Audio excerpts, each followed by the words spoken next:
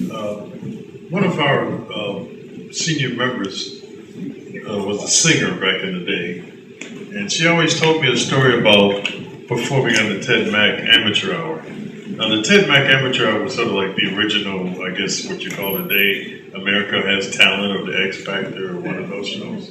But it was on the radio.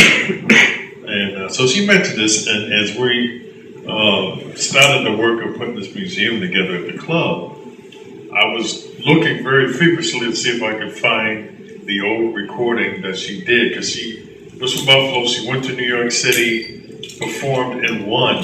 She was the winner of that show. But to my surprise, I was able to find the producer of the show who was still alive and living out in Los Angeles, and found out that no, she didn't do it on the radio. It was actually a television broadcast, which was even better, because she lost her hearing, so because of that, she couldn't sing anymore. And from the time I first met her to now, I had never heard her sing, so I didn't know what she sounded like. Well, anyway, he found the film, and it was in the halls of Congress, library halls of Congress, and pulled it out. They regenerated it, put it on the DVD, and we got it about a couple of weeks ago. And it was in 1961, August 13th.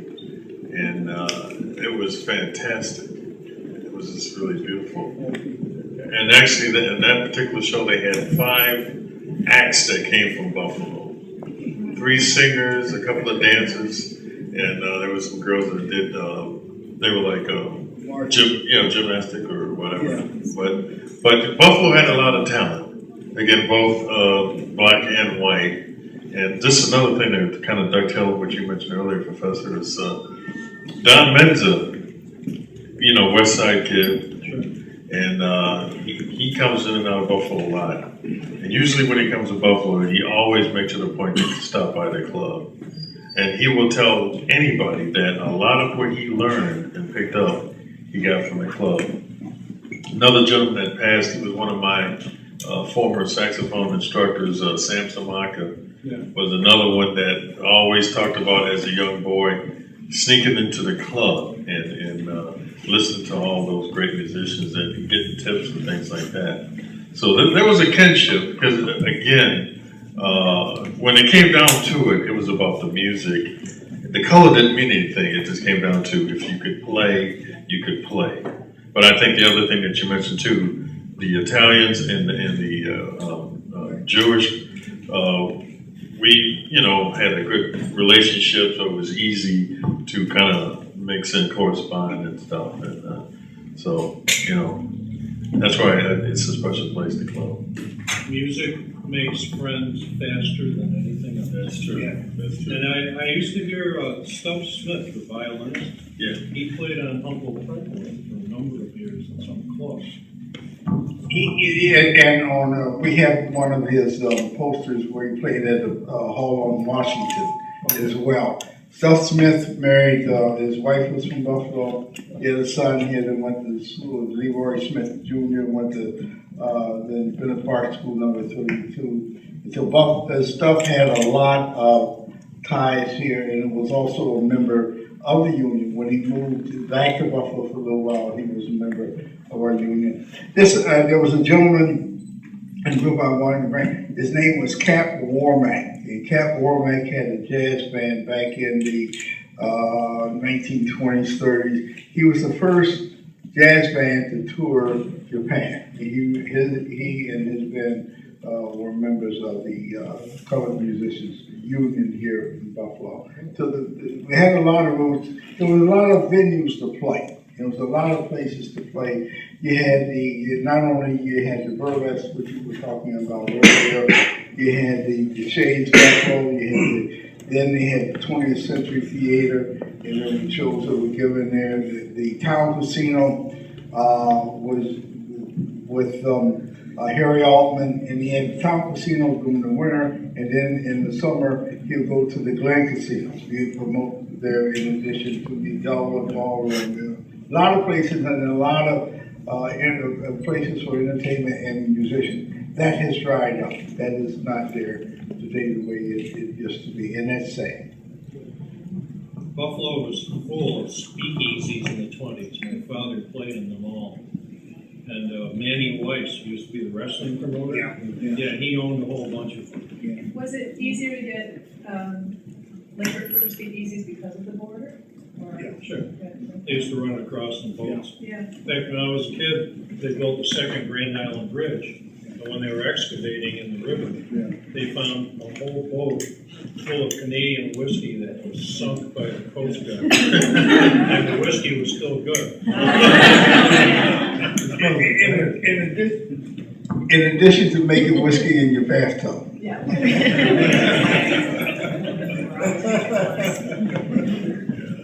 Unfortunately, I think that means we're out of time. It's a little after 2:30, and there are some dance classes that we're supposed to have. Whatever. Well, if I could just get one last thing in, it's just going to be real short. And I know this is on the table. And just to let you know, the Colored Musicians Club, if you count the union along with the club, has been in existence for about 95 years. And so 95 years in the making, we finally have a museum. And thanks to the help of this man here to help us. But we have a museum, thank you.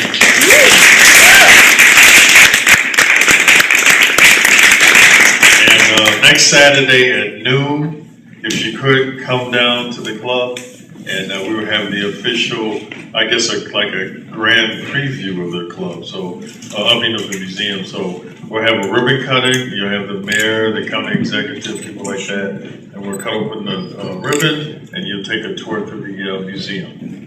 When do you usually have the street, you do something right in front of the club? It's always the last Saturday in July, and that kind of to coincide with the incorporation of the Colored Musicians Club. So that's where we do it on that day.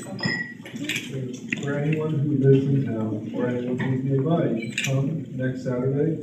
Just come all the time. Just come by the oldest still operating Colored Musicians Club in the country. In the world, I'm sure. We're the other jazz club.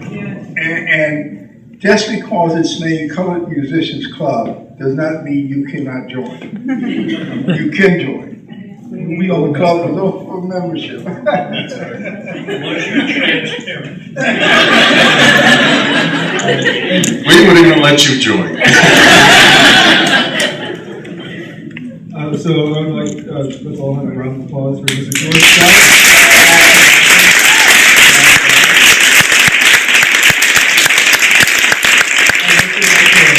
We have a special guest in the audience, Miss Paula Bynes, daughter of Kendall Simon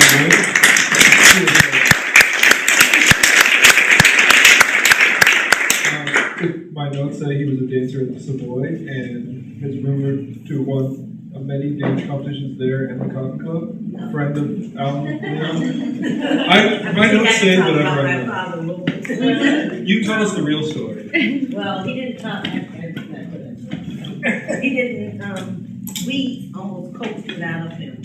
But my father was a professional dancer. He danced at the World's Fair before the Queen of England, and he danced with Elvis and Leon James.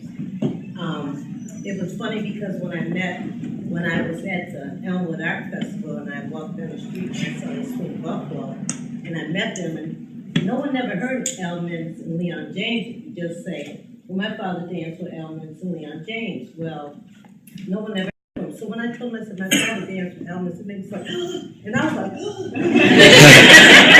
because no one really heard of him back in that era. And when I asked him about movies, he said they painted their face black then.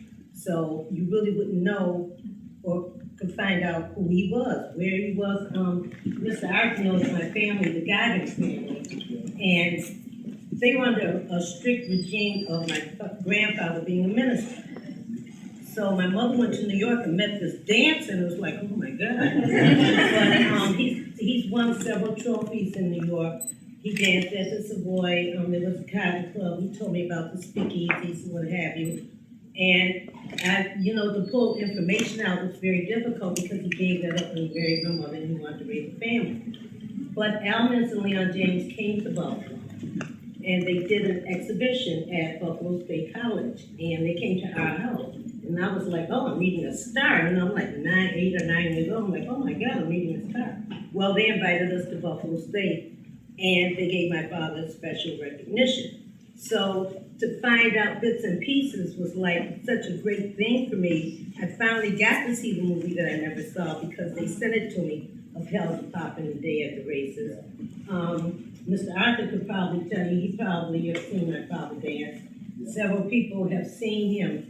When we would go to New York, they would ask him to dance at different parties, weddings, what have you, and to see him, he taught us how to dance before we knew how to walk. We had to hear the jazz that now I didn't like at that time. We grew up on Count Basie and Duke Ellington and what have you. It's like, I can't hear this anymore. Now that's all I want to hear. Yes, but to see him dance, he would tell you, he had instructions, even though he would say, never look down on your feet, always look at your partner, you're too heavy on your feet. So now you have a family with 7 girls and 4 boys that's learning how to dance. And my grandfather and grandmother, when they went to prayer meeting, here's my father teaching all these people how to dance, and they would have the lookout person. But he was telling me about this. They would have the lookout person, here comes Pop, so they would play the Helen Jackson dancing. But to see the swing dance and to hear the stories is remarkable. And like Mr. Arthur would probably know my father, and seeing him dance and to see him is remarkable. It's just swing. There's nothing like swing dancing. There's nothing. But one thing that is not emphasized is they did a lot of cha-cha back then, and they don't do it as much now. We knew how to cha-cha actually before we knew how to walk. Then we went into the swing. But Mr. Arthur probably would know my father a little bit better. There were a lot of the boogie woogie, the sand, and while people talk about the moonwalk was here at the club. What we've done, one of the exhibits at the Colored Musicians Club is that of the different dances. You're showing the different dances. But I've seen your father dance many a time. Yes.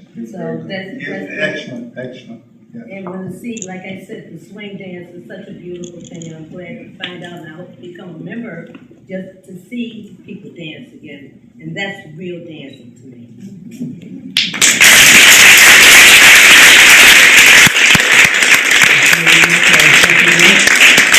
If you want to know anymore, don't be around. They're in town. Many of you live here, or nearby. And next year, I'm sure it'll be